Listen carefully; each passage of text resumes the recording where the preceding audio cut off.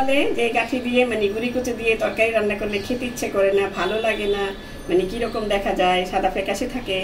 তাদের জন্য আজকের আমার এই রেসিপি। বিসমিল্লাহির রহমানির রহিম। আসসালামু আলাইকুম সুপ্রিয় দর্শক, আমার কুকিং চ্যানেল দীপ কিচেন আপনাদের সবাইকে স্বাগত।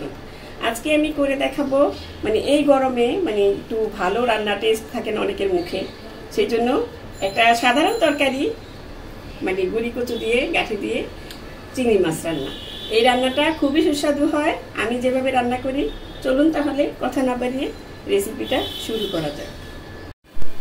আমি এই চিংড়ি মাছটা রান্না করার জন্য চিংড়ি গাঠি মানে গাঠি দিয়ে চিংড়ি মাছ, এটা সহজ রান্না কিন্তু রান্নাটার মধ্যে একটু ট্রিক্স আছে, সেটাই আমি পরে বলে দেব। এই যে এই সাইজের চিংড়িগুলো আমি নিয়ে নিয়েছি, এটি কি বলে চায়ে চিংড়ি বলে, এগুলি দেশের থেকে এনেছে, এই জন্য এই চিংড়িগুলি আমি দেখালাম। এর চেয়ে বড় চিংড়ি দিয়েও করতে পারেন আপনারা, ছোট চিংড়ি দিয়েও করতে পারেন। আমি সুবিধার্থে মানে সময় বেশি লেগে যায়, এই জন্য আমি চিংড়িগুলি আগেই কেটে রেখেছি। তারপরে নতুনদের উদ্দেশ্যে একটা চিংড়ি আমি কেটে দেখাচ্ছি। এই দেখুন, যদি খোসাটা রাখেন তাহলে লেজটা আগে ফেলে দিবেন, তারপরে এটা ফেলে দিবেন। এই যে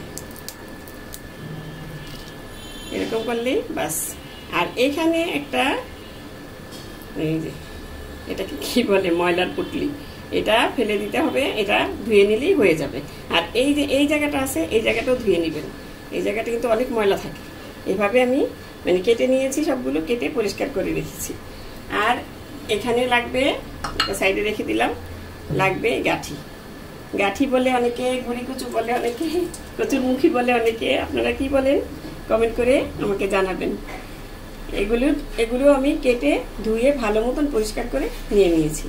এখন এগুলোকে সব আমি হলুদ মরিচ মাখিয়ে চিংড়ি আর এটাও ভেজে রেখে দিব। এখন মেখে নিচ্ছি আমি হলুদ মানে চিংড়ি আর এটা মেখে নিচ্ছি।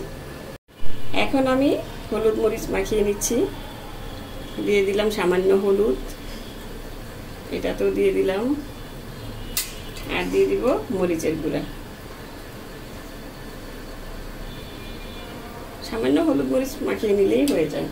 এখন দিয়ে দিচ্ছি স্বাদ মতো লবণ, মানে শুধু ভাজার জন্য লবণটা।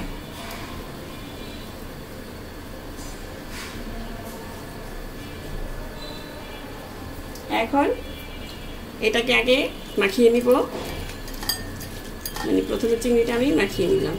এই দেখুন, ভালো মতন মশলাটা মেখে নেবেন। এখন এখানে মাখাতে গেলে সামান্য একটু রসুন বাটা দিয়ে দিতে হবে, যেহেতু কচু, এটা রসুন বাটাটা দিলে ঘ্রাণটাও ভালো লাগে, আবার কচুর মুখের অনেক সময় মানে কি বলে গলা চুলকায়, সেটাও হয় না আর কি। আর এই কচুর মুখিটা দিয়ে যদি আপনারা না ভেজে রান্না করেন, সেটা কিন্তু একটা কি বলে একটা পিচ্ছিল ভাব হয়ে যায়, সেটা বাচ্চারা খেতে চায় না। এখন কচুর মুখিটা যদি ভেজে নেন তাহলে কিন্তু সেই জিনিসটা আর থাকে না। এটা অনেকেই বুঝে না, অনেকেই মনে করে এইভাবে রান্না করলে হয়ে যাবে। এইভাবে আমি যেভাবে করি রান্না করে দেখবেন, অনেক সুস্বাদু হয়।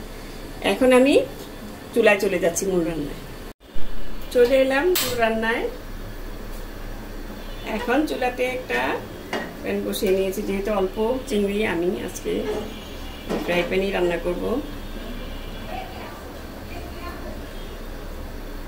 ফ্রাই প্যানটা একটু গরম হলে আমি তেলটা দিয়ে দেব।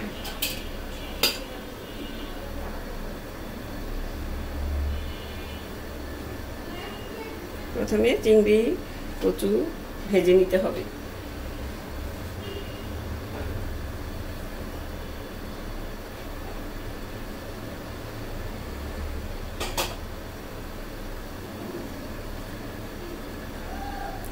এই ভেজে নেওয়ার সময় আপনি তেলটা কিন্তু গরম না হলে মাছটা দিবেন না, যে কোনো মাছই, তাহলে কিন্তু মাছটা লেগে যেতে পারে নিচে।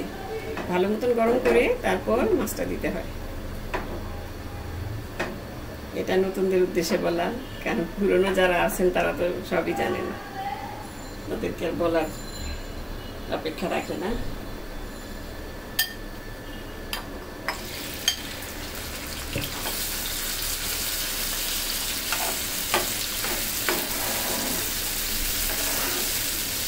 এই ছোট চিংড়িটা খেতে কিন্তু খুবই সুস্বাদু হয়। মানে বড় চিংড়িটা যেটা, সেটা কিন্তু অনেক সময় কিরকম জানি আমার কাছে কি বলে এটা, স্বাদ ছাড়া লাগে, মানে কোনো স্বাদই লাগে না এটা। ছোটো চিংড়িগুলোই ভালো লাগে, মিডিয়াম সাইজের যেটা, এটা মিডিয়াম সাইজ চিংড়িটা, এটা ভালো লাগে খেতে। ওই যে বললাম আপনারা বড় চিংড়ি দিয়ে রান্না করতে চাইলে বড় চিংড়ি দিয়ে, ছোটো চিংড়ি দিয়ে, ছোটো চিংড়ি দিয়েও রান্না করতে পারেন।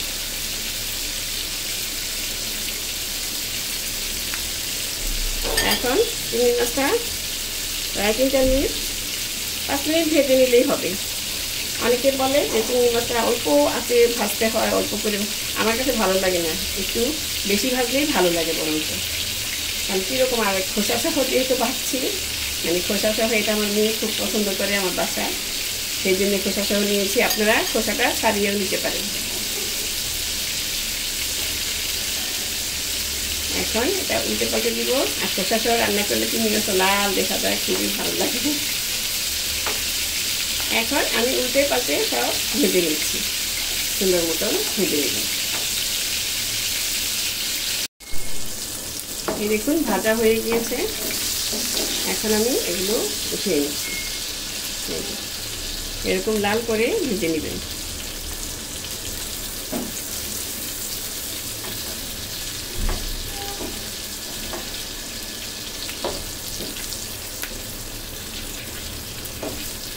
আমি এখন এই তেলেই কি বলে এটা, গাঠিগুলো ভেজে নিব।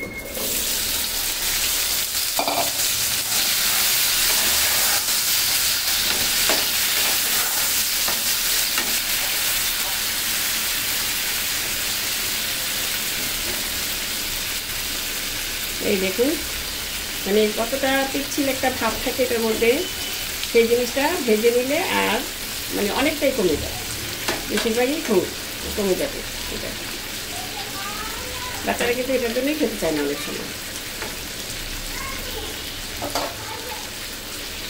তরকারিটা কিন্তু খুবই সুস্বাদু হয়, বললাম বানিয়ে না খেলে বুঝতে পারবেন না।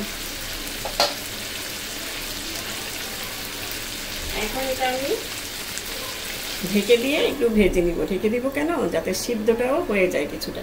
কারণ চিংড়ি মাছটা এমনি একদম অল্প আঁচেই সিদ্ধ হয়ে যায়, মানে অল্প সময়ে। গাঠিটা একটু শক্ত থাকে, সেটা ভাজার সময় একটু সিদ্ধ করে নিলে তাহলে রান্না করতে আর বেশিক্ষণ সময় লাগবে না।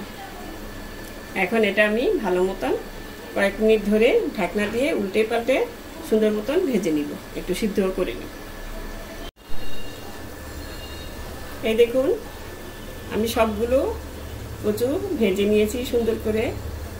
এখন এটা সাইডে রেখে দেব।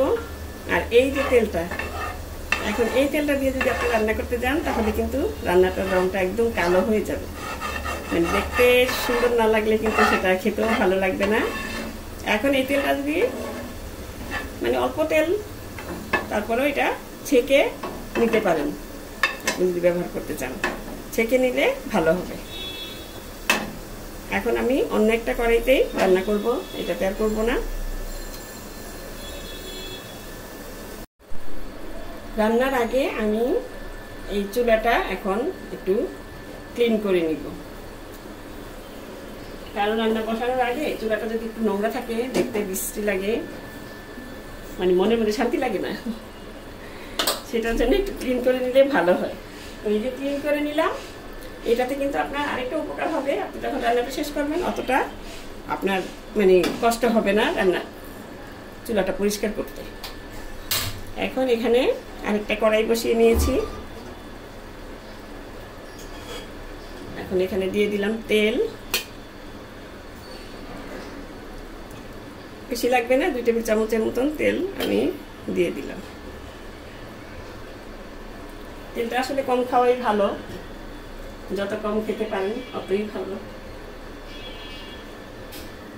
এখন তেলটা একটু গরম হলে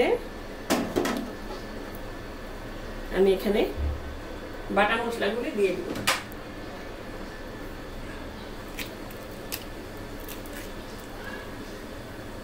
দিয়ে দিলাম অল্প একটু আদা বাটা, আমি সব মশলাই দিয়ে দিই। রসুন বাটা একটু বেশি, যেহেতু কচুটা রান্না করব। আর পেঁয়াজ বাটা দিলাম প্রায় 2 টেবিল চামচের মতো। এখানে আমার চিংড়ি মাছ কম, সেই জন্য আমি মশলাটাও পরিমাণ মতো কম দিচ্ছি।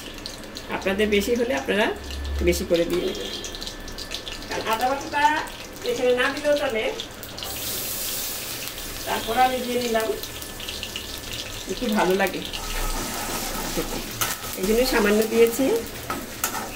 মানে আদা বাটা 1 চামচ, রসুন বাটা একটু বেশি, পেঁয়াজ বাটা আরও বেশি, যেহেতু পেঁয়াজ বাটাটা দিয়ে আপনার গ্রেভিটা হবে। এখন এই পেঁয়াজ, আদা, রসুন এগুলোকে একটু কষিয়ে নিতে হবে। তার আগে আমি দিয়ে দিচ্ছি এখানে স্বাদ মতো লবণ। আমি এখানে প্রথমে 1 চামচ দিলাম, তারপরে আমি লাগলে টেস্ট করে দিয়ে নিতে পারবো। প্রথমে দিবেন না, প্রথমে দিলে বেশি হয়ে গেলে কিন্তু আর কমতে পারবেন না, এটা আমি সবসময় বলে থাকি। এখন এটা ঢেকে কিছুক্ষণ 2 মিনিটের মতন একটু অল্প আঁচে কষিয়ে নিব। আসলে রান্নাটা কষানোর মধ্যে কিন্তু অনেকটা মানে সুস্বাদু হয়। যদি এই কষানোটার মধ্যে আপনি একটু তাড়াহুড়া করেন, কাঁচা ভাবটা থাকে, তাহলে কিন্তু রান্নার ঘ্রাণটা মানে রান্নার স্মেলটা খুব বাজে আসবে, খেতেও ভালো লাগবে না। এই জন্য এটা একটু কাঁচা মশলা যেটা আদা, রসুন, পেঁয়াজ এগুলি একটু কষিয়ে ভালো মতন নেবেন।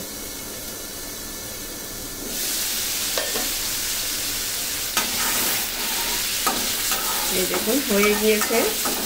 এখন চুলার আঁচটা একটু কমিয়ে দিয়ে আমি গুঁড়া মশলাগুলো দিয়ে দেব। দিয়ে দিলাম 1 চামচ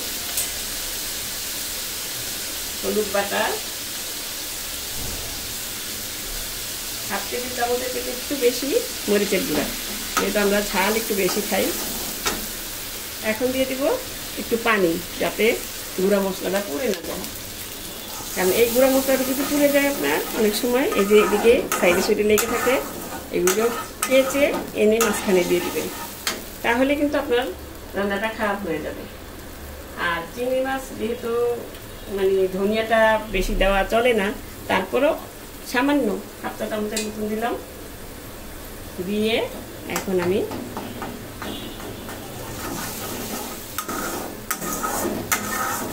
আর দিব একটু জিরার গুঁড়া। আমি এই রান্নায় পরে আর জিরার গুঁড়াটা ব্যবহার করব না, ধনিয়া পাতা দিব, সেই জন্য আমি এটা আগে দিয়ে দিলাম। ওই যে বললাম ভেজে নেওয়ার পরে রান্নাটা কিন্তু বেশিক্ষণ আর লাগে না, এই জন্যই কচুটা সিদ্ধ করে নেওয়া হয়েছে। এখন এই মশলাটাকেও আমি আরও 3-4 মিনিটের মতন কষিয়ে নিব। এই দেখুন মশলাটা কষানো হয়ে গিয়েছে, তেলটাও উপরে ভেসে উঠেছে। এখন আমি এই যে কচুগুলি ভেজে রেখেছি সেটা দিয়ে দিব, কারণ এই কচুটা আরও সিদ্ধ হতে হবে। চিংড়ি মাছ কিন্তু অলরেডি ভাজা হয়ে গিয়েছে, মানে রান্নাও হয়ে গিয়েছে।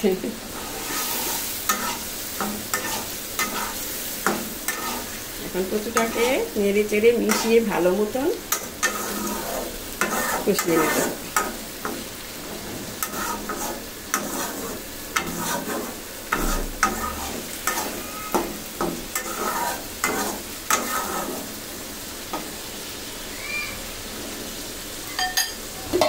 আঁচটা আরেকটু কমিয়ে দিয়ে আমি এটাকে আরও 4-5 মিনিট কষিয়ে নিব, যাতে কচুটা খুব সুন্দর মতন মশলাটা ঢুকে ভিতরে। এই দেখুন কচুটা কষানো হয়ে গিয়েছে, কচুটা কষানো হয়ে গিয়েছে। এই দেখুন এটা কিন্তু সিদ্ধ হয়ে গিয়েছে, মানে আপনার কচুটা যদি ভালো হয় তাহলে কিন্তু সিদ্ধ হয়ে যাবে। এখন আমি এই চিংড়িগুলি দিয়ে দিলাম, চিংড়ি দিয়ে আর একটু 2 মিনিট কষিয়ে নিয়ে তারপর ঝোলের জন্য পানিটা আমি দিয়ে দিচ্ছি। দেখলেন তো রান্নাটা কত সিম্পল, কিন্তু খেতে খুবই সুস্বাদু হয়।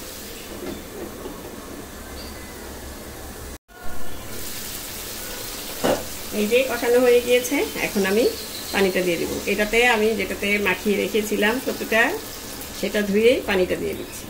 এটা আপনারা যে যেমন ঝোল খান। আর আরেকটা কথা, মানে এই কচু কিন্তু মানে পানি অনেক সময় শুষে নেয়, মানে এই কচুটা একটু পানি ঝোল ঝোল রাখবেন, সেটা দেখবেন একটু মাখা মাখা হয়ে গিয়েছে। এই জন্যই পানিটা বুঝে দিতে হবে। অনেক সময় একটু ঝোল বেশি খায় অনেকে, আমার বাসায় ঝোলটা বেশি খায়।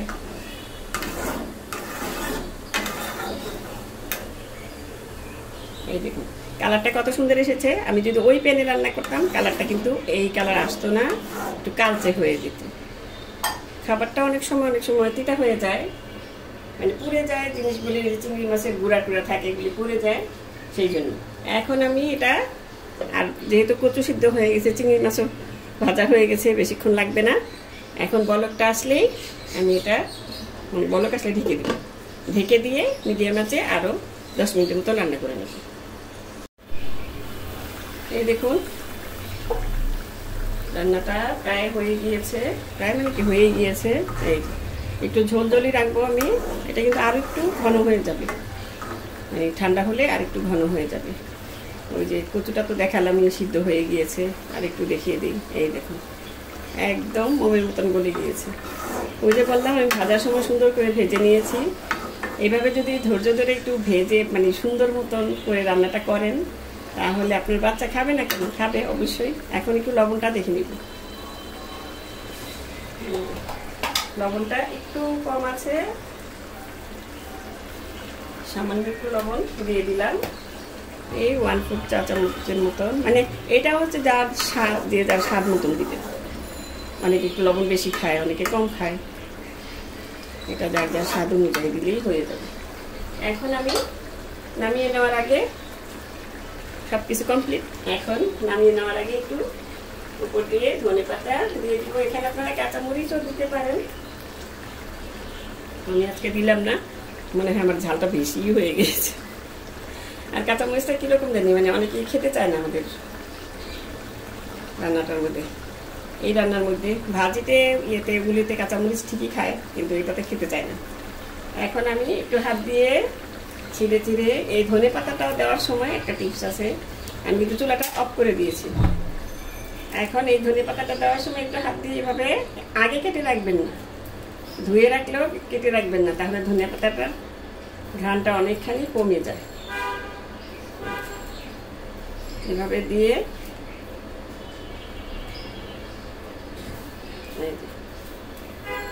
আর 2 মিনিটের মতন আমি ঢেকে রেখে দেব। ঢেকে রেখে তারপরে আমি নামিয়ে পরিবেশন করে আপনাদের দেখাচ্ছি, যেহেতু আমি চুলাটা কিন্তু অফ করে দিয়েছি। এই তো আমি তরকারিটা ডিশ আউট করে নিয়েছি। কালারটা একটু দেখুন কত সুন্দর হয়েছে। এভাবে রান্না করে দেখবেন, আমি আশা করি আপনাদের 100% মানে মুগ্ধ হবেন খেয়ে, যে এত টেস্ট এটা, মানে খুবই ভালো লাগে। আশা করি আপনাদেরও ভালো লাগবে। তো দর্শক, আজ এ পর্যন্তই। রেসিপিটি ভালো লাগলে প্লিজ আমার চ্যানেলটি সাবস্ক্রাইব করে নিয়মিত চ্যানেলটির পাশে থাকবেন। সুস্থ থাকবেন, ভালো থাকবেন, ঘরে তৈরি খাবার খাবেন, আর আমার জন্য দোয়া করবেন। আল্লাহ হাফেজ।